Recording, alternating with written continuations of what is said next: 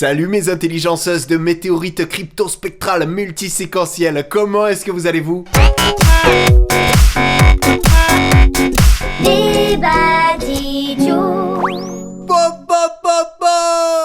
Fille de l'industrie et de l'exploitation des énergies fossiles, notre civilisation n'a pas été que la plus meurtrière de toutes, elle a aussi été la plus riche en découvertes scientifiques et en avancées technologiques. Se sachant condamnée dès 1972, cette civilisation a pourtant continué jusqu'au bout, à tout miser sur le principe de l'expansion matérielle, accumulant rapidement des catastrophes écologiques inédites dans toute l'histoire de la planète. Bon, arrêtez de pleurnicher, c'est pas la première fois qu'une civilisation se casse la gueule. D'ailleurs, les plus vieux d'entre vous vont mourir de leur belle mort. La merde au cul, en gérontologie à 88 ans, comme tout le monde. L'important, c'est de relativiser. L'Empire romain, par exemple, ils se sont bien éclatés pendant 500 ans à construire des amphores et tout ça, et puis ça s'est cassé la gueule. C'est pas grave. L'Empire maya, ils vivaient en pente, ils ont cramé toute leur forêt. Classe. Et c'est pas grave. La civilisation sumérienne, pareil, même délire. La civilisation grecque aussi. Il y avait toujours plusieurs facteurs, mais dans chaque chute de civilisation, il y avait toujours ces trois grands problèmes. Surexploitation des ressources naturelles. Mauvaise répartition des richesses. Crise de l'énergie. Notez que pour toutes les civilisations, il y a toujours eu une petite zone tampon où les plus riches ne voient pas les effets du bordel. Ça vous rappelle rien?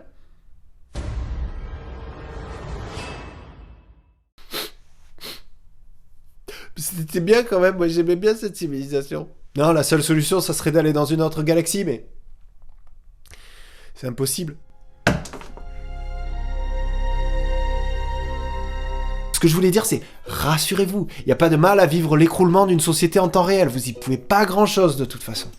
Et puis il faut bien que ça change un peu de temps en temps, non? Avouez que vous vous êtes déjà imaginé dans un grand cataclysme parmi les seuls survivants, à devoir juste songer à la reproduction de l'espèce. Ah oui, pensons à la reproduction de l'espèce. C'est le cycle de la vie, les civilisations naissent, se développent et puis s'éteignent, d'autres les remplacent. Eh ben non, justement! C'est bien parti pour que des gays puissent nous remplacer à nous! Nous, c'est pas les arènes de Nîmes, Machu Picchu et un vieux sphinx mal proportionné qu'on va laisser! Nous, on va laisser des trucs beaucoup moins sympathiques. On va laisser des millions de tonnes de déchets nucléaires radioactifs, dangereux pour les êtres humains pendant des centaines de milliers d'années. Oh, les sites d'enfouissement de déchets nucléaires, ça coûte des milliards. Ils creusent des galeries à 450 mètres de profondeur sur des kilomètres pour y mettre les déchets radioactifs vitrifiés. Vous imaginez les générations futures dans 4000 ans quand elles vont tomber là-dessus ?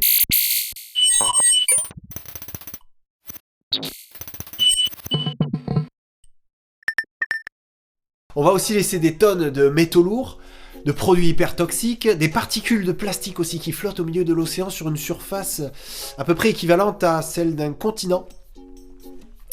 Mais c'est pas le plus grave. Non, le plus grave pour ceux qui viendraient après nous, c'est le climat. J'ai le regret de vous informer que, en ce qui concerne le changement climatique, c'est déjà trop tard. Le processus d'emballement a déjà commencé. Même si on arrêtait toute activité humaine aujourd'hui, les températures moyennes à la surface du globe terrestre vont continuer à augmenter. Avec des conséquences... badass. Heureusement, dans un immense élan de conscience populaire mondiale, pour cesser toutes les émissions de gaz à effet de serre dans l'atmosphère, les dirigeants ont décidé de faire une conférence sur le climat. Les plus gros pollueurs de la planète qui se mettent autour d'une table avec des chefs d'État. Oh mais n'importe quoi! À un moment donné, si tu veux vraiment sauver le climat, faudrait peut-être mettre les constructeurs automobiles sur la banquise et inviter les ours blancs à la COP21. Bulletin de salaire! Alors j'ai quelques questions à vous poser et ça me ferait très plaisir que vous preniez le temps de répondre dans les commentaires. Est-ce que dans un monde fini, on peut consommer à l'infini? Vous savez qu'il reste... une petite trentaine d'années de pétrole, est-ce que vous pensez qu'on est prêt à vivre sans pétrole? Est-ce qu'on devrait pas peut-être éventuellement changer de mode de vie? Comment vous écrivez le verbe arrêter? Qui est arrivé le premier sur Terre? L'œuf ou la poêle? On est de loin, mais alors de loin,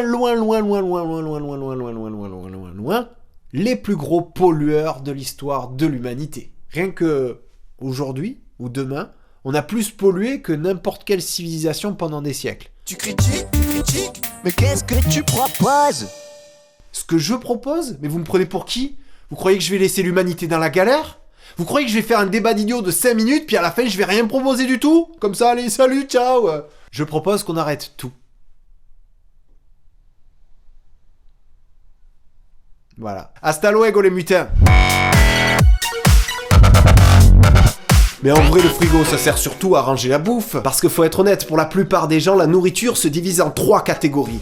1, celle qui va au frigo.